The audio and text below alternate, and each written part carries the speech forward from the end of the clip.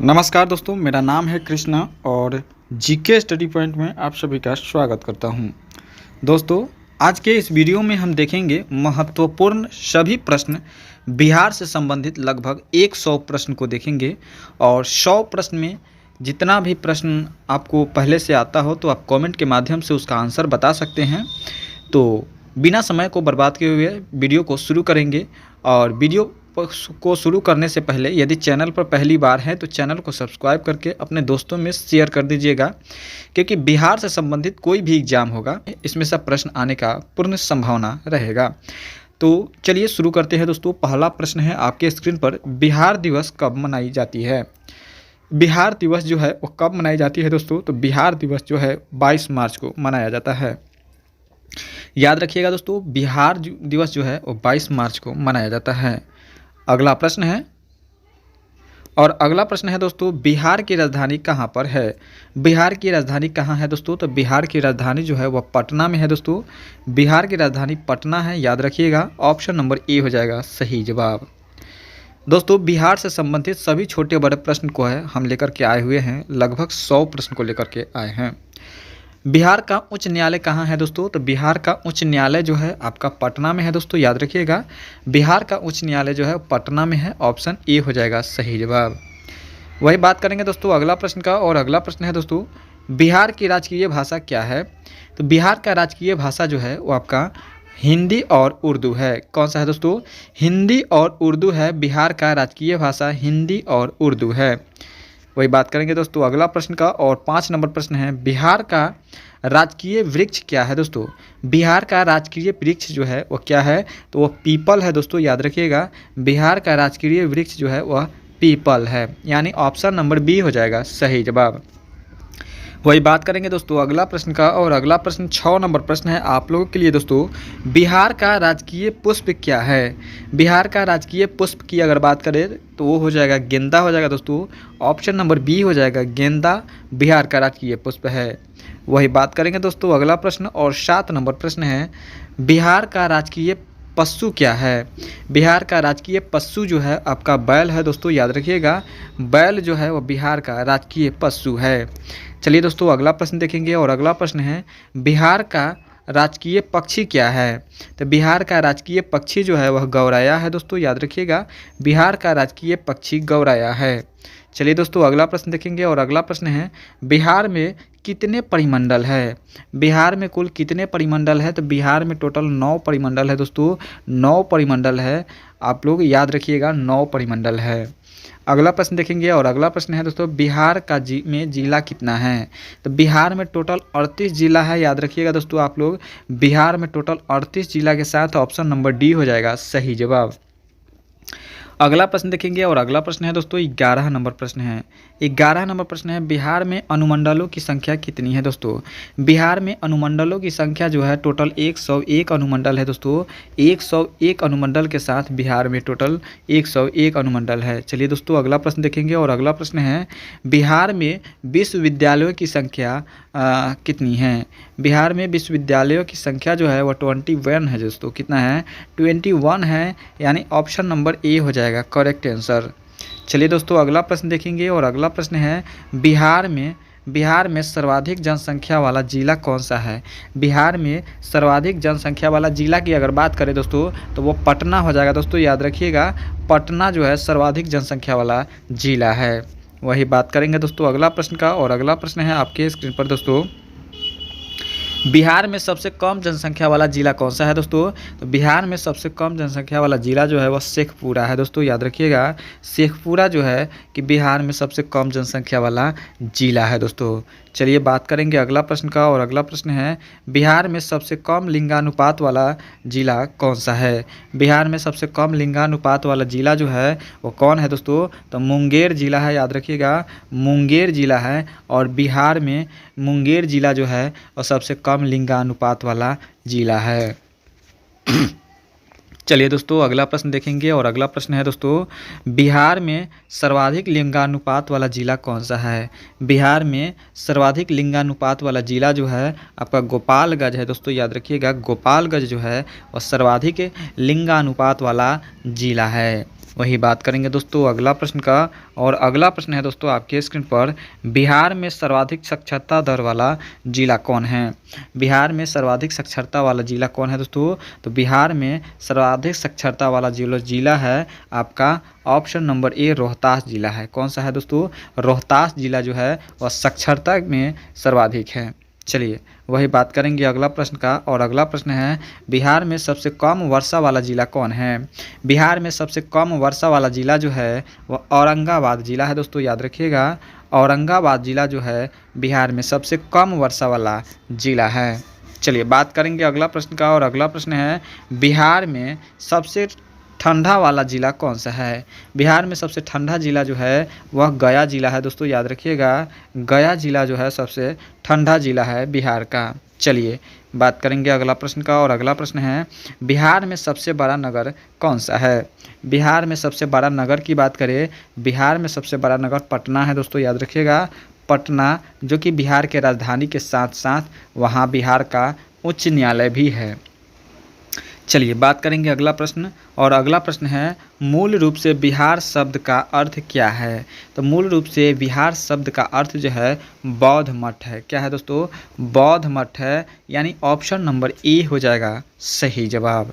चलिए बात करेंगे अगला प्रश्न का। और अगला प्रश्न है, बिहार में सत्याग्रह आरंभ हुआ था। बिहार में नमक सत्याग्रह जो हुआ था वह कब हुआ था? तो 15 अप्रैल 1930 ईस्वी को हुआ था। कब हुआ था दोस्तों? 15 अप्रैल 1930 ईस्वी को बिहार में नमक सत्याग्रह आंदोलन हुआ था। वही बात करेंगे दोस्तों अगला प्रश्न। और अगला प्रश्न है दोस्तों 25 नंबर, बिहार का पृथक प्रांत के रूप में कब गठन की मांग प्रस्तुत की गई थी? बिहार का पृथक प्रांत के लिए गठन की मांग जो है वह कब किया गया था दोस्तों? तो 1906 ईस्वी को किया गया था। कब किया गया था? 1906 ईस्वी, यानी ऑप्शन नंबर बी हो जाएगा सही जवाब। दोस्तों अगला प्रश्न देखने से पहले यदि वीडियो को अभी तक लाइक नहीं किए हैं तो वीडियो को लाइक कर दीजिएगा। चैनल पर पहली बार है तो सब्सक्राइब करके अपने दोस्तों में शेयर जरूर कर दीजिएगा। पीडीएफ के लिए यदि पीडीएफ चाहिए तो पीडीएफ के लिए दिए गए नंबर पर आप व्हाट्सएप मैसेज कर सकते हैं, जहां से आपको पीडीएफ प्राप्त हो जाएगा। तो आज 26 नंबर प्रश्न है, बिहार का मुगल साम्राज्य प्रांत के रूप में गठन हुआ था। बिहार का मुगल साम्राज्य के प्रांत के रूप में कब गठन हुआ था दोस्तों? तो 1580 ईस्वी में हुआ था। कब हुआ था? 1580 ईस्वी के साथ ऑप्शन सी हो जाएगा सही जवाब।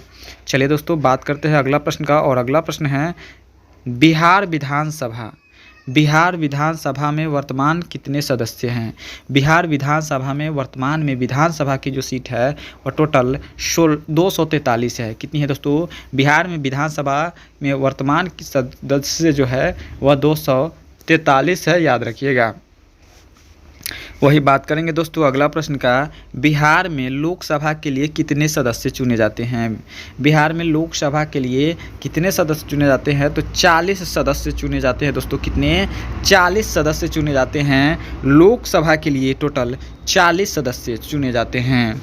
बिहार से संबंधित सभी प्रश्न को जरूर देखेंगे, महत्वपूर्ण प्रश्न को देखेंगे। चलिए दोस्तों बात करते हैं, पटना उच्च न्यायालय की स्थापना कब हुई थी? तो पटना उच्च न्यायालय की स्थापना जो हुई थी 1916 ईस्वी को हुआ था। कब हुआ था दोस्तों? 1916 ईस्वी को हुआ था, यानी ऑप्शन नंबर ए हो जाएगा सही जवाब। बात करेंगे अगला प्रश्न, बिहार में राज्यसभा की सीटें कितनी हैं? तो बिहार में राज्यसभा की सीटें जो है वह टोटल 16 है। कितना है दोस्तों? 16 है, यानी ऑप्शन नंबर डी हो जाएगा सही जवाब। ठीक है दोस्तों, बिहार में विधानसभा की सीट कितनी है? 243। विधानसभा 243। बिहार में लोकसभा सीट कितनी है? तो लोकसभा की सीट जो है वह 40 है। और राज्यसभा की सीट कितनी है? तो 16 है। याद रखिएगा आप लोग, ये तीनों महत्वपूर्ण इम्पोर्टेंट क्वेश्चन हैं, क्योंकि एग्ज़ाम में पूछा जा सकता है। बिहार के किसी भी एग्ज़ाम में ये 3 प्रश्न में से आपको एक प्रश्न जरूर पूछा जाएगा। बिहार में विधानसभा सीट 243, लोकसभा सीट 40 और राज्यसभा सीट 16। याद रखिएगा आप लोग। अगला प्रश्न देखते हैं। और अगला प्रश्न है, झारखंड बिहार से अलग कब हुआ था? झारखंड जो है बिहार से अलग हुआ था 15 नवंबर 2000 को हुआ था। कब हुआ था दोस्तों? 15 नवंबर 2000 ईस्वी को हुआ था, यानी ऑप्शन नंबर ए हो जाएगा सही जवाब। चलिए दोस्तों बात करेंगे अगला प्रश्न, बिहार और उड़ीसा का विभाजन कब हुआ था? बिहार और उड़ीसा का विभाजन जो हुआ था 1936 ईस्वी में हुआ था।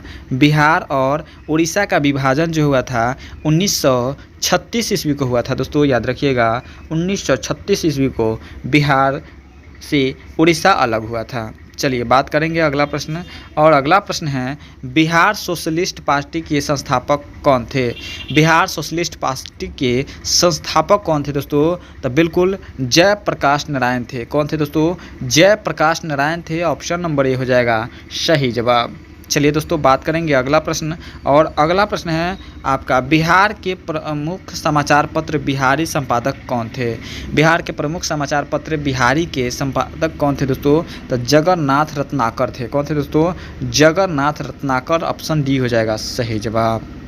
प्रश्न है दोस्तों 35 नंबर प्रश्न है, बिहार में किस स्थान पर भारतीय राष्ट्रीय कांग्रेस का 2022 का अधिवेशन हुआ था? बिहार में किस स्थान पर भारतीय राष्ट्रीय कांग्रेस 2022 का अधिवेशन हुआ था दोस्तों? तो बिल्कुल हरिपुरा में हुआ था। कहाँ पे हुआ था दोस्तों? हरिपुरा। ऑप्शन ए हो जाएगा सही जवाब। चलिए दोस्तों अगला प्रश्न देखेंगे, और अगला प्रश्न है बिहार में किसान सभा की स्थापना किनके द्वारा की गई थी? बिहार में किसान सभा की स्थापना जो की गई थी सहजानंद सरस्वती के द्वारा किया गया था। किसके द्वारा? सहजानंद सरस्वती के द्वारा। चलिए दोस्तों अगला प्रश्न देखेंगे, और अगला प्रश्न है बिहार प्रांतीय किसान सभा का गठन किस सन में हुआ था? बिहार प्रांतीय किसान सभा का गठन जो हुआ था वो कब हुआ था? तो मार्च 1929 ईस्वी को हुआ था। कब हुआ था? मार्च 1929 ईस्वी को हुआ था दोस्तों, याद रखिएगा। चलिए बात करेंगे अगला प्रश्न, बिहार और बंगाल का विभाजन कब हुआ था? तो बिहार और बंगाल का जो विभाजन हुआ था वो 2012 ईस्वी को 1912 ईस्वी को हुआ था। कब हुआ था दोस्तों? 1912 ईस्वी को हुआ था, यानी ऑप्शन नंबर बी हो जाएगा सही जवाब। बंगाल से बिहार विभाजन हुआ 1912 ईस्वी में। ये भी इम्पोर्टेंट प्रश्न है, फैक्ट है, याद रखिएगा दोस्तों। 1912 ईस्वी में हुआ था बंगाल से बिहार का विभाजन, और बिहार से उड़ीसा अलग हुआ था 1936 में। कब हुआ था दोस्तों?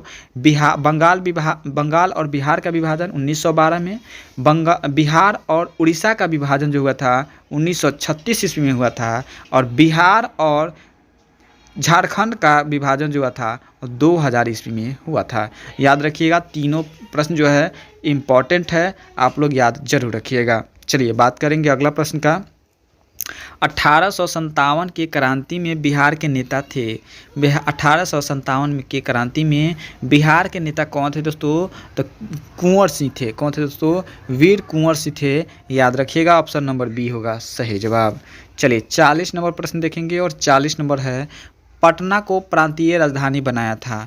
पटना को प्रांतीय राजधानी जो बनाया था, कौन बनाया था? तो शेर शाह सूरी ने बनाया था। कौन बनाया था दोस्तों? शेर शाह सूरी, जिसका मकबरा जो है वह सासाराम में है। चलिए बात करेंगे अगला प्रश्न का, बिहार में सर्वाधिक लोकप्रिय सुल्तान कौन थे? बिहार में सर्वाधिक लोकप्रिय सुल्तान जो थे शेर शाह सूरी थे दोस्तों, याद रखिएगा, शेर शाह सूरी थे। चलिए बात करेंगे अगला प्रश्न का, और अगला प्रश्न है नालंदा विश्वविद्यालय का वैभव किसके हाथों नष्ट हुआ? नालंदा विश्वविद्यालय का वैभव जो था वह किसके द्वारा नष्ट किया गया दोस्तों? तो बख्तियार खिलजी के द्वारा किया गया था। किसके द्वारा दोस्तों? बख्तियार खिलजी के द्वारा नालंदा विश्वविद्यालय को नष्ट किया गया। चलिए बात करेंगे अगला प्रश्न का, और अगला प्रश्न है किस काल में बिहार की राजनीतिक शक्ति शैक्षणिक व सांस्कृतिक गरिमा की को खंडित हुई थी? किस काल में बिहार की राजनीतिक शक्ति शैक्षणिक व सांस्कृतिक गरिमा खंडित हुई थी दोस्तों? तो वो मध्य काल में हुआ था। कब हुआ था दोस्तों? मध्य काल में हुआ था, यानी ऑप्शन सी हो जाएगा सही जवाब। चलिए बात करेंगे अगला प्रश्न का, और अगला प्रश्न है किस मुगल शासक ने सर्वप्रथम बिहार को अपने साम्राज्य में मिलाया था? तो बिल्कुल बिहार को अकबर ने मिलाया था। कौन मिलाया था दोस्तों? अकबर जो था मुगल शासक था और उसने बिहार को सर्वप्रथम मिलाया था। चलिए बात करेंगे अगला प्रश्न का। पाटलिपुत्र के संस्थापक कौन थे दोस्तों? तो पाटलिपुत्र के संस्थापक जो थे वो उदयन थे। कौन थे दोस्तों? उदयन थे, यानी ऑप्शन नंबर ए हो जाएगा सही जवाब। चलिए दोस्तों अगला प्रश्न देखेंगे 46 नंबर। पाटलिपुत्र में स्थित चंद्रगुप्त का महल मुख्यतः बना था। पाटलिपुत्र में स्थित चंद्रगुप्त महल का जो बना था, किसका बना था? तो लकड़ी का बना था दोस्तों। किसका? लकड़ी का बना था, याद रखिएगा। चंद्रगुप्त का महल जो था वह लकड़ी का बना हुआ था। चलिए बात करेंगे अगला प्रश्न का, और अगला प्रश्न है दोस्तों 47 नंबर प्रश्न है। 47 नंबर प्रश्न है दोस्तों। पाटलिपुत्र में इनमें से किस शासक ने सर्वप्रथम अपनी राजधानी बनाई थी? तो पाटलिपुत्र को सर्वप्रथम राजधानी बनाने वाला जो शासक था चंद्रगुप्त मौर्य था। कौन था दोस्तों? चंद्रगुप्त मौर्य था, याद रखिएगा। चलिए बात करेंगे अगला प्रश्न का, और अगला प्रश्न है बिहार में 1857 की क्रांति ने नेता कुंवर सिंह के देहांत कब हुआ था? तो 1857 के जो बिहार के नेता थे वीर कुंवर सिंह, उनका देहांत यानी जो मृत्यु हुआ था कब हुआ था दोस्तों?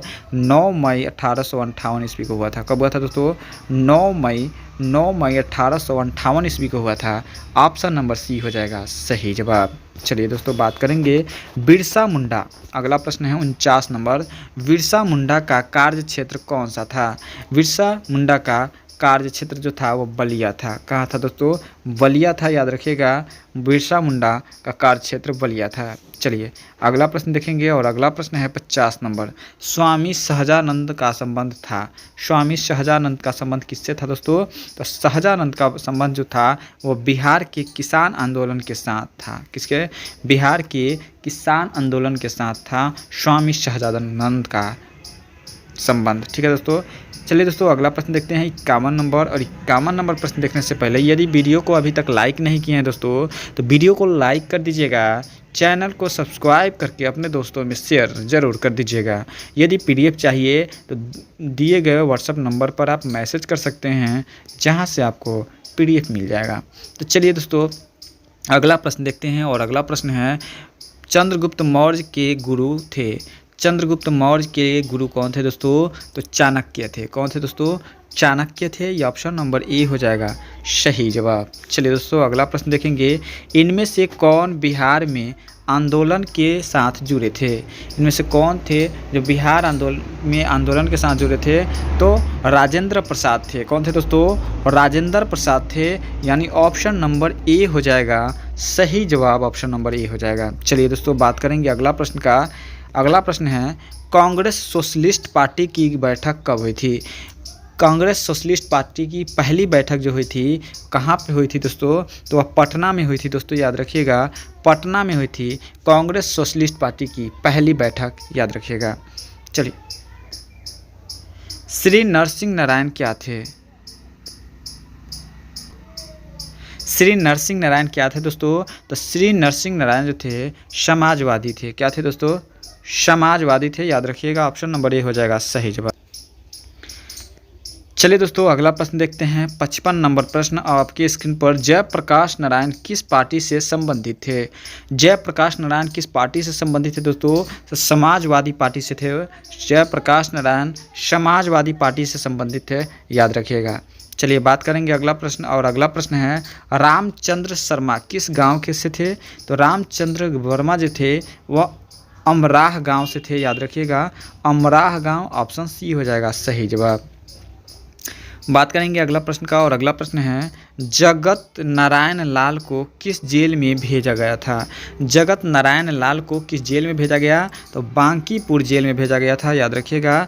Bankipur jail, option number A हो जाएगा सही जवाब। चलिए बात करेंगे अगला प्रश्न का, और अगला प्रश्न है बिहार केसरी से किसे संबोधित किया जाता है?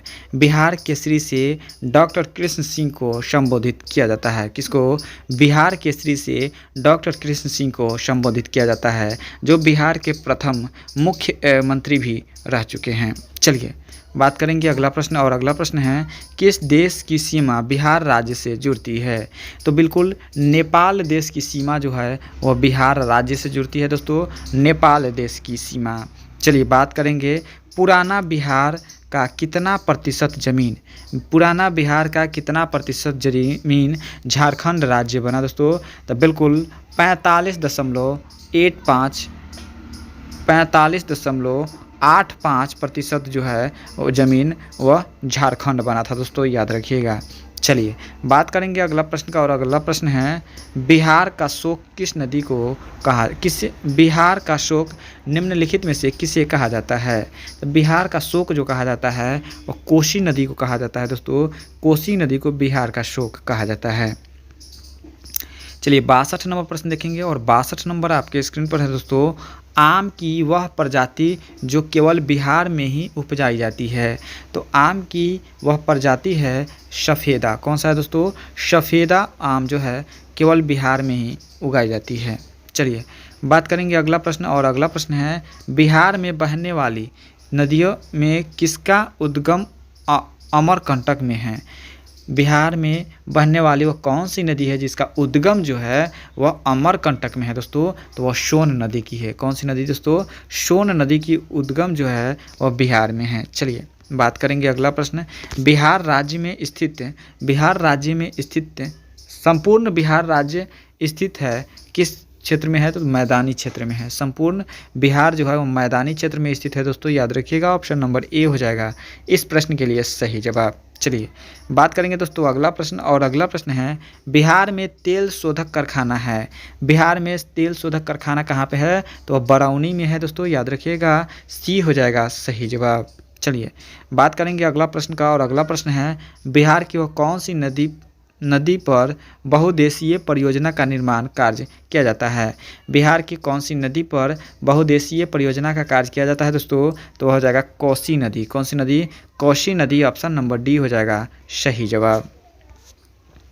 67 नंबर प्रश्न देखेंगे, और 67 नंबर प्रश्न है दोस्तों किस फसल के उत्पादन में बिहार देश अग्रणी है? तो बिल्कुल बिहार राज्य होगा यहाँ पे दोस्तों, याद रखिएगा।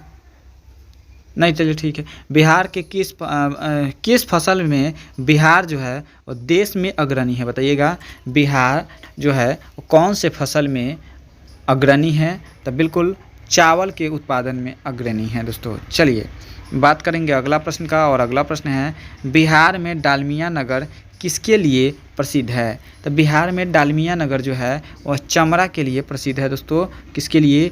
चमड़ा के लिए प्रसिद्ध है डालमिया नगर। चलिए बात करेंगे अगला प्रश्न का, और अगला प्रश्न है बिहार में कोयले की अनुमानित भंडार है। बिहार में कोयले के अनुमानित भंडार कितना है दोस्तों? तो लगभग 303 करोड़ टन है। कितना? 303 करोड़ टन है, यानी ऑप्शन नंबर बी हो जाएगा सही जवाब।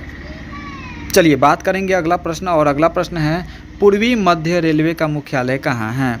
पूर्वी मध्य रेलवे का मुख्यालय जो है वह हाजीपुर में है दोस्तों। कहाँ पे है? हाजीपुर में है। पूर्वी मध्य रेलवे का मुख्यालय जो है हाजीपुर में है।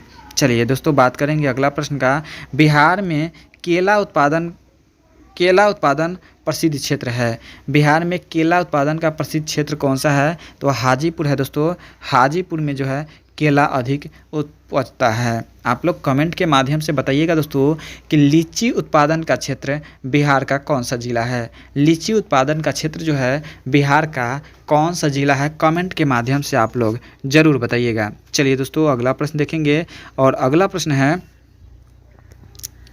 मखान की खेती के लिए देश का अग्रणी राज्य कौन सा है? मखान की खेती के लिए देश की अग्रणी राज्य जो है वह केरल है दोस्तों, याद रखिएगा। केरला है। ऑप्शन नंबर बी हो जाएगा सही जवाब। चलिए दोस्तों अगला प्रश्न देखेंगे, और अगला प्रश्न है ककोलत जलप्रपात बिहार के किस जिले में स्थित है? ककोलत जलप्रपात जो है बिहार के नवादा जिला में है दोस्तों।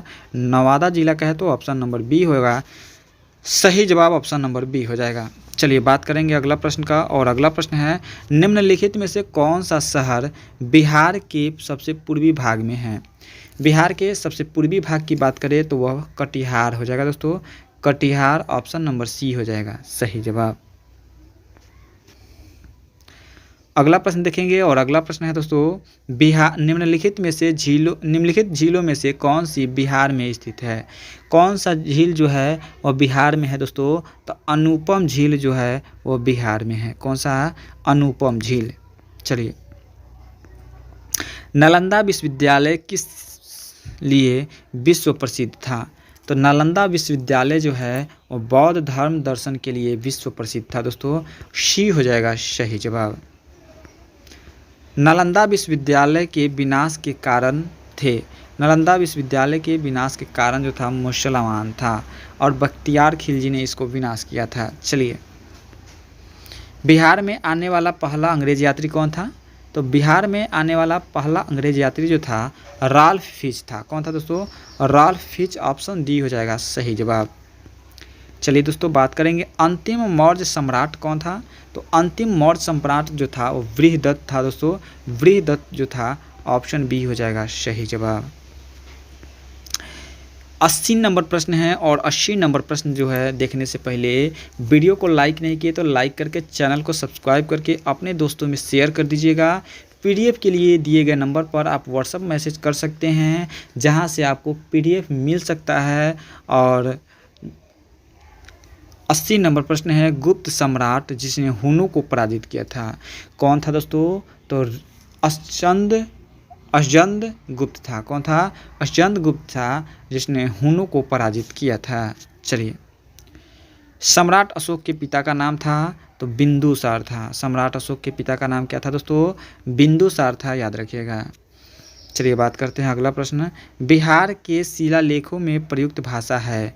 बिहार के शिलालेखों में प्रयुक्त भाषा जो है वह चाली भाषा है दोस्तों, याद रखिएगा। चलिए, नेक्स्ट प्रश्न देखते हैं और अगला प्रश्न है, वह स्रोत जिसमें पाटलिपुत्र के प्रशासन का वर्णन उपलब्ध है वह है कौन सा है। तो इंडिका है। कौन सा है दोस्तों? इंडिका है दोस्तों। इंडिका पुस्तक है जिसमें पाटलिपुत्र के प्रशासन का वर्णन किया गया है। चलिए, अगला प्रश्न देखते हैं और अगला प्रश्न, अजातशत्रु के वंश का नाम क्या था। तो अजातशत्रु के वंश का नाम था हर्यक वंश। कौन सा? हर्यक वंश था, याद रखिएगा दोस्तों। इम्पॉर्टेंट क्वेश्चन है, वेरी वेरी इंपॉर्टेंट क्वेश्चन है। चलिए, अगला प्रश्न देखेंगे और अगला प्रश्न है, अजातशत्रु किस राज्य को पराजित नहीं कर सका। तो अजातशत्रु जो था अवंती राज्य को पराजित नहीं कर सका था। कौन सा? अवंती राज्य को। चलिए दोस्तों, अगला प्रश्न देखेंगे, ईसा पूर्व 6ठी शताब्दी में विश्व की प्रथम गणतंत्रात्मक व्यवस्था कहाँ थी। तो बिल्कुल 6ठी शताब्दी ईसा पूर्व में प्रथम गणतंत्रात्मक व्यवस्था जो थी वो वैशाली में थी। कहाँ पे थी? वैशाली में थी। ऑप्शन नंबर बी हो जाएगा सही जवाब। निम्न नदियों में सबसे अधिक नदी पथ परिवर्तन किया जाता है कौन सा दोस्तों। तो सबसे अधिक मार्ग बदलने वाली जो नदी है वह कोसी नदी है दोस्तों। कोसी नदी सबसे अधिक मार्ग बदलती है, इसलिए बिहार का शोक भी कोसी नदी को ही कहते हैं। किसके प्रयत्न से बिहार प्रांतीय कांग्रेस का दूसरा अधिवेशन हुआ। तो बिल्कुल श्री दीप नारायण सिंह के अधिवेशन में हुआ था। किसके? श्री दीप नारायण सिंह, यानी ऑप्शन नंबर सी हो जाएगा, याद रखिएगा। निम्नलिखित में से बिहार के कौन से जिलों के कुछ इलाके पश्चिम बंगाल को दिए गए थे। बिहार के कौन से जिले के कुछ इलाके को पश्चिम बंगाल को दिया गया था। तो पूर्णिया और मानभून। पूर्णिया जिला को दोस्तों याद रखिएगा, पूर्णिया जिला का दिया गया था। ऑप्शन नंबर बी हो जाएगा सही जवाब। स्वतंत्रता पूर्व बिहार में बड़े जमींदार की राजनीतिक शक्ति बचाने का माध्यम क्या था दोस्तों। तो संस्कृति था। क्या था दोस्तों? संस्कृति था, याद रखिएगा। इंपॉर्टेंट क्वेश्चन है, एग्जाम में आ सकता है। चलिए दोस्तों, अगला प्रश्न है, बलदेव सहाय ने महाधिवक्ता के पद से त्यागपत्र कब दिया था। बलदेव सहाय ने महाधिवक्ता के पद से 1942 ईस्वी को अपना त्याग पत्र दिया था। चलिए दोस्तों अगला प्रश्न देखेंगे। अगला प्रश्न है कांग्रेस सोशलिस्ट पार्टी की बैठक पटना में हुई थी, तो कब हुई थी? तो वो कांग्रेस सोशलिस्ट पार्टी की पहली बैठक पटना में जो हुई थी 1934 ईस्वी को हुई थी। कब हुई थी? 1934 ईस्वी को। अगला प्रश्न देखेंगे और अगला प्रश्न है मुजफ्फरपुर में किंग्सफोर्ड की हत्या का प्रयास कब किया गया था? किंग्सफोर्ड की हत्या का प्रयास जो है मुजफ्फरपुर में किया गया था। कब किया गया था? तो 1908 ईस्वी को किया गया था। चलिए दोस्तों अगला प्रश्न देखेंगे और अगला प्रश्न है पटना कलम अथवा पटना शैली का अंतिम चित्रकार किसे माना जाता है? तो बिल्कुल पटना कलम अथवा पटना शैली का अंतिम चित्रकार जो माना जाता है वह ईश्वरी प्रसाद को माना जाता है। किसको? ईश्वरी प्रसाद को माना जाता है, याद रखिएगा। चलिए दोस्तों अगला प्रश्न देखेंगे। बिस्मिल्लाह खां का संबंध किससे है था? तो बिस्मिल्लाह खां का संबंध जो था वह शहनाई से था, याद रखिएगा। किससे? शहनाई से था बिस्मिल्लाह खां का संबंध। इम्पॉर्टेंट क्वेश्चन है दोस्तों, याद रखिएगा। चलिए बात करेंगे अगला 96 नंबर प्रश्न है गोपाल सिंह नेपाली ने निम्नलिखित में से किस पत्र पत्रिका का संपादन नहीं किया था? तब बिल्कुल दोस्तों इस प्रश्न का जो सही जवाब जो होगा हंस हो जाएगा। कौन सा? हंस पत्रिका का ऑप्शन नंबर बी हो जाएगा सही जवाब। हंस का जो है वह प्रतिपादन नहीं किया था। चलिए दोस्तों अगला प्रश्न देखेंगे। महाकवि विद्यापति किस युग के कवि थे? तो महाकवि विद्यापति जो थे वो किस? तो मध्यकाल के कवि थे। विद्यापति जो थे एक महान कवि थे और मध्यकाल के कवि थे। चलिए बात करेंगे दिनकर जी अपनी किस रचना में राष्ट्र कवि के रूप में प्रतिष्ठित हुए हैं? तो बिल्कुल धूप की छाँव। किसमें? धूप की छाँव में प्रतिष्ठित हुए हैं दोस्तों। चलिए बात करेंगे अगला प्रश्न और 99 नंबर प्रश्न है दोस्तों जयप्रकाश नारायण किस पार्टी से थे? तो जयप्रकाश नारायण जो थे वह सोशलिस्ट पार्टी से थे। किस पार्टी से? सोशलिस्ट पार्टी से थे। ऑप्शन नंबर सी हो जाएगा सही जवाब। चलिए दोस्तों अगला प्रश्न देखेंगे और इस वीडियो का अंतिम प्रश्न देखेंगे। 100 नंबर प्रश्न है दोस्तों डॉक्टर राजेंद्र प्रसाद कहाँ के रहने वाले थे? दोस्तों तो डॉक्टर राजेंद्र प्रसाद जो थे अपने बिहार के रहने वाले थे। कहाँ के थे दोस्तों? बिहार राज्य के थे। डॉक्टर राजेंद्र प्रसाद बिहार राज्य के थे। तो आज के इस वीडियो में आप लोगों ने देखा टोटल 100 प्रश्न। 100 प्रश्न में कितना प्रश्न को सही कर पाए हैं कमेंट के माध्यम से ज़रूर बताइएगा। यदि पीडीएफ चाहिए तो पीडीएफ के लिए दिए गए नंबर पर व्हाट्सएप कर सकते हैं। वीडियो अच्छा लगा तो वीडियो को लाइक शेयर करके चैनल को सब्सक्राइब जरूर कर लीजिएगा। आज के लिए इतना ही। जय हिंद जय भारत।